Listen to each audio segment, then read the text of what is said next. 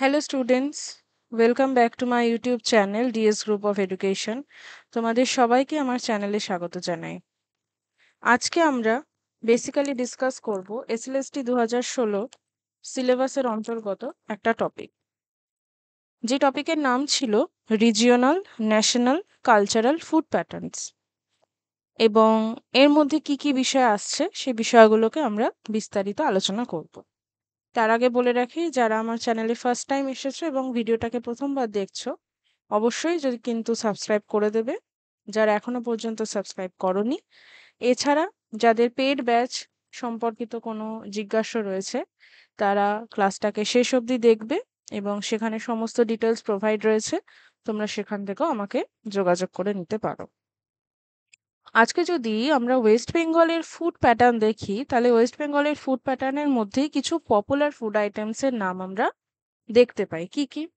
যেরকম ঘুগনি রয়েছে, রসগোল্লা রয়েছে, চমচম রয়েছে, আলুর চপ রয়েছে, আলু পোস্ত রয়েছে, পাটিসাপটা, মাটন বিরিয়ানি, তারপর তেঁতুলের চাটনি, এছাড়া মাটন রেজালা, ভাপা মাছ, সন্দেশ, কাঠি রোল, মাছ এবং ভাত, মিষ্টি দই, ফুচকা। তার মানে কি, পশ্চিমবঙ্গ বলতে গেলেই এই খাবারগুলো আমাদের চোখের সামনে ভেসে আসে। তার মানে পশ্চিমবঙ্গের খাদ্যের যদি বৈশিষ্ট্য আমরা বলি, তাহলে পশ্চিমবঙ্গের মানুষের খাদ্যাভ্যাস আমরা কিন্তু এই খাবারগুলো দিয়ে বুঝতে পারি। যেই খাদ্যাভ্যাসের মধ্যে সব থেকে বেশি আমরা দেখতে পাই মিষ্টির প্রভাব, তাই না? যে কটা ফুড আইটেমের নাম আমরা পড়লাম, তার মধ্যে সব থেকে বেশি আমরা দেখতে পাই মিষ্টি ফুড আইটেমের একটা প্রভাব। এবার বলছে regional food patterns in West Bengal. তাহলে এই রিজিওনাল ফুড প্যাটার্নসটা কিরকম হবে? যদি আমরা দেখি কোস্টাল এবং রিভারিন ইনফ্লুয়েন্স যেগুলো রয়েছে, সামুদ্রিক যে ইনফ্লুয়েন্সটা রয়েছে, মাছ এবং ভাতের একটা ইনফ্লুয়েন্স আমরা দেখতে পাই। বলছে the staple diet revolves around fresh water fish, যেরকম ইলিশ রয়েছে, রুই রয়েছে, পাবদা রয়েছে, এবং সেটাকে ম্যাক্সিমাম আমরা কিভাবে রান্না করি? আমরা সর্ষে বেস যে গ্রেভিটা হয়, যে ঝোলটা হয়, সেইভাবে কিন্তু রান্না করে থাকি। এছাড়া মাস্টার্ড অ্যান্ড পপি সিড, এইটা দিয়ে কিভাবে রান্না হয়ে থাকে? আলু পোস্ত যেটা হয়, তাই না? মাস্টার্ড অয়েল দিয়ে বা সর্ষের তেল দিয়ে বা পোস্ত দিয়ে আমরা কিন্তু এই রান্নাগুলো মূলত করে থাকি। তার মানে পশ্চিমবঙ্গের কোস্টাল আর রিভারিন ইনফ্লুয়েন্স যদি আমরা দেখি খাদ্যাভ্যাসের ক্ষেত্রে, তাহলে কিন্তু এই ধরনের ফুড হ্যাবিট আমরা দেখতে পাই। এছাড়া কিছু মাইক্রো কুজিনস রয়েছে। মাইক্রো কুজিনস কেন বলছে? এই যে আমাদের পশ্চিমবঙ্গ রাজ্য, পশ্চিমবঙ্গের রাজ্যের মধ্যেও আবার কিছু ছোট ছোট জায়গা রয়েছে যেখানে তাদের নিজেদেরকার মতন করে কিন্তু ফুড হ্যাবিট দেখতে পাওয়া যায়। যার মধ্যে প্রথম যেটা রয়েছে সেটা হচ্ছে জমিনদারি কুজিন। এর মধ্যে বলছে যে rich royal dishes like erstwhile landlords, মানে যারা জমিদার ছিলেন, তাদের যে সমস্ত রয়্যাল আইটেমস গুলো ছিল, রয়্যাল ডিশেস গুলো রয়েছে, যেরকম মুর্শিদাবাদি বিরিয়ানি বা চিংড়ি মালাইকারি, এগুলো রয়েছে। এছাড়া রাত বেঙ্গল কুজিন, এর মধ্যে কি কি রয়েছে? বীরভূম এবং বাঁকুড়া যে ডিস্ট্রিক্ট রয়েছে সেই এলাকার জিনিসের কথা বলা হচ্ছে, যেরকম ছানার ডালনা বা যেটাকে পনির কারি বলা হয়, কুমড়ো পাতা বড়া, পামকিন লিফ ফ্রিটলস, এগুলো বলা হয়ে থাকে।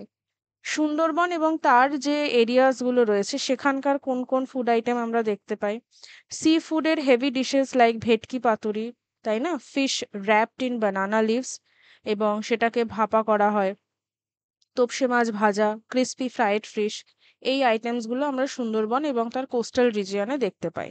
স্ট্রিট ফুড কালচার তো Kolkata is famous for street food, এবং এখানে যেগুলো আমরা দেখলাম কাঠি রোল, ফুচকা, তারপর ঝালমুড়ি, এই সমস্ত ফুড আইটেমের কিন্তু একটা ইনফ্লুয়েন্স দেখতে পাওয়া যায়।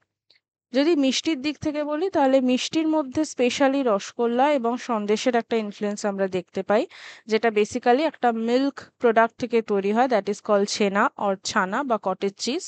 মিষ্টি doi, sweetened yogurt must have in festive meals, এবং আমরা জানি যে মিষ্টি দইয়ের সাথে সাথে টক দইয়ের ইনফ্লুয়েন্স আমরা দেখতে পাই, বা আধা মিষ্টি আধা টকের যে মিশ্রিত যে একটা টেস্ট, সেটাও কিন্তু আমরা দেখতে পাই।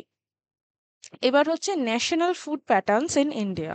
তার মানে সমগ্র ভারতবর্ষে এতগুলো যে স্টেট রয়েছে, সেই প্রত্যেকটা স্টেটের কিন্তু একটা নির্দিষ্ট ফুড প্যাটার্ন আমরা দেখতে পাই। যেরকম আমরা যদি দেখি তাহলে জম্মু অ্যান্ড কাশ্মীরের ক্ষেত্রে বেসিক্যালি যে বিভিন্ন ধরনের দম আলু যে তরকারিটা হয়ে থাকে, বা লাদাখের ক্ষেত্রে যদি আমরা দেখি খাম্বির বলে একটা আইটেম হয়ে থাকে। এছাড়া ঝাড়খণ্ডের ক্ষেত্রে ঠেকুয়া বা পিঠা যেগুলো হয়ে থাকে, নাগাল্যান্ডের ক্ষেত্রে মোমোস, রাইস বিয়ার, এছাড়া চেরি ওয়াইন, এরকম কিছু ফেমাস ডিশেস রয়েছে। তার মানে প্রত্যেকটা যে স্টেট রয়েছে আমাদের ইন্ডিয়াতে, সেই প্রত্যেকটা স্টেটের কিন্তু কিছু নির্দিষ্ট ফুড আইটেমস রয়েছে যেগুলো সেই স্টেটকে ডিফাইন করে থাকে।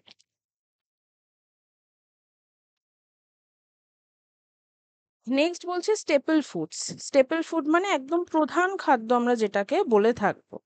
এই প্রধান খাদ্যর মধ্যে প্রথমেই কি রয়েছে? প্রথমেই রয়েছে রাইস অ্যান্ড হুইট, অর্থাৎ two primary staples with rice dominating in the south and the east. তার মানে দক্ষিণ পূর্বে সব থেকে বেশি প্রভাব রাইসের দেখতে পাওয়া যায়, এবং হুইট বেসড আইটেমও দেখতে পাওয়া যায়, লাইক যে সেখান থেকে রুটি, পরাঠা এগুলো তৈরি করা হয়। এদের ইনফ্লুয়েন্সটা নর্থ এবং ওয়েস্ট ইন্ডিয়াতে বেশি দেখতে পাওয়া যায়।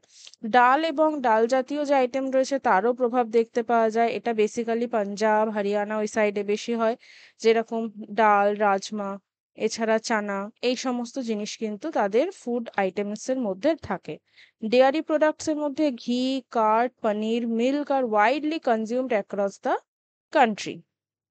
কিছু স্পাইসেস এর প্রভাব দেখতে পাওয়া যায়, অ্যান্ড স্পাইসেস এর ক্ষেত্রে যদি আমরা বলি, south India is famous for spices. এছাড়াও স্পাইসেস এর মধ্যে কি কি রয়েছে? টারমারিক, কিউমিন, করিয়েন্ডার, কার্ডামম, এছাড়া গরম মশালা কিন্তু একটা ভারতীয় রান্নার ইন্টিগ্রাল বা একটা খুব গুরুত্বপূর্ণ অংশ।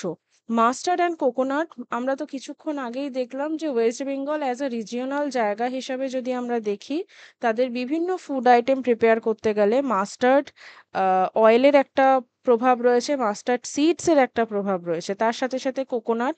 বলছে mustard oil is popular in eastern India while coconut is widely used in southern dishes.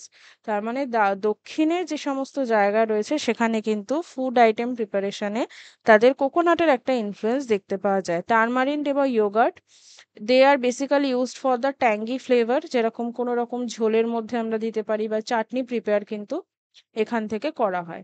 কিছু ন্যাশনাল ডিশেস রয়েছে যেগুলো অল ওভার ইন্ডিয়াতে বিভিন্ন জায়গায় বিভিন্নভাবে কিন্তু প্রেজেন্ট হয়ে থাকে, like biryani, and it is basically prepared by rice, spices, meat, or vegetables.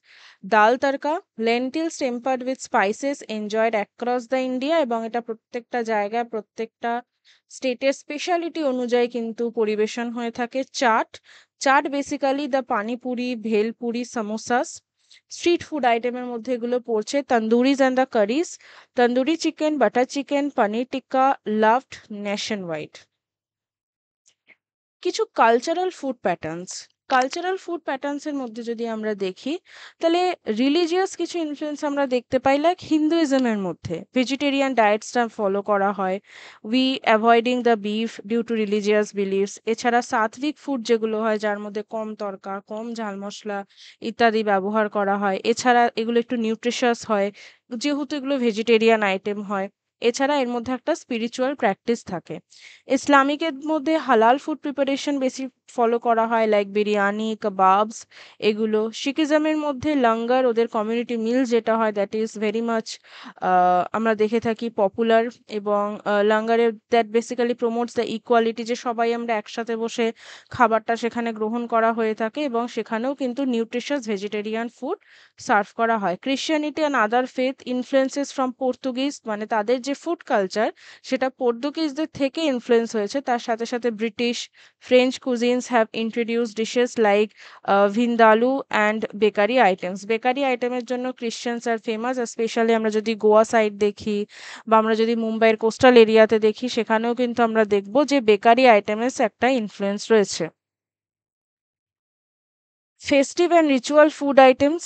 দিওয়ালিতে আমরা কি খেয়ে থাকি? লাড্ডু, বরফি, ক্ষীর, এগুলো তার স্পেশালিটি। ঈদের ক্ষেত্রে definitely we need to take biryani, sheer khurma, kebabs. নবরাত্রিতে আমরা বেসিক্যালি সাবুদানার যে খিচড়ি হয়, বা ফল সমৃদ্ধ যে খাবারগুলো হয় সেগুলো। পঙ্গাল এবং ওনাম যেগুলো সাউথ ইন্ডিয়ান কালচারাল ফেস্টিভ্যাল, সেখানে সাম্বার, আভিয়াল এবং পায়সাম কিন্তু আমরা খেয়ে থাকি। কিছু ট্র্যাডিশনাল ইটিং প্র্যাকটিসেস রয়েছে, যেরকম ইটিং অন বানানা লিভস, কলা পাতায় যেরকম সাউদার্ন পিপলরা খেয়ে থাকে, বিকজ অফ দ্য ফ্লেভার এবং ডাইজেশন প্রসেসটা ভালো হয়।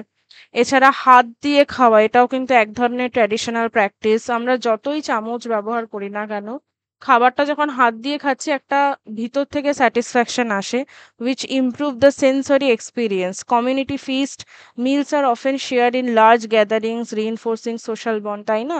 আজকে কোনো একটা ভালো খবর হলো, ফ্যামিলিতে আমরা একটা ছোট গেট টুগেদার করে নিই, পাড়া প্রতিবেশীদের ডাকি, নিজেদের যে সুখটা সেটা সবার সাথে ভাগ করে নিই। এখানেও কিন্তু একটা আমরা দেখতে পাই যে খাবারের মাধ্যমে আনন্দ উপভোগ করা হয়ে থাকে। So this is all for today. I hope আজকের টপিক তোমাদের ভালো লেগেছে। যদি চ্যানেলে ফার্স্ট টাইম এসে থাকো এবং চ্যানেলকে সাবস্ক্রাইব না করে থাকো, অবশ্যই চ্যানেলকে সাবস্ক্রাইব করবে। এবং কারোর যদি এসএলএসটি নিউট্রিশনের পেড ব্যাচে এনরোল করতে হয় বা শুধু নোটস নিতে হয়, তাহলে এখানে দেওয়া হোয়াটসঅ্যাপ নাম্বারে অবশ্যই যোগাযোগ করতে পারো।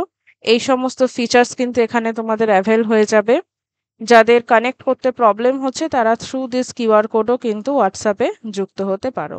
নেক্সট ভিডিওর জন্য অবশ্যই চ্যানেলের সাথে থাকবে। ঠিক সময় কিন্তু নেক্সট ভিডিও চলে আসবে। ততক্ষণ keep studying and thank you for watching.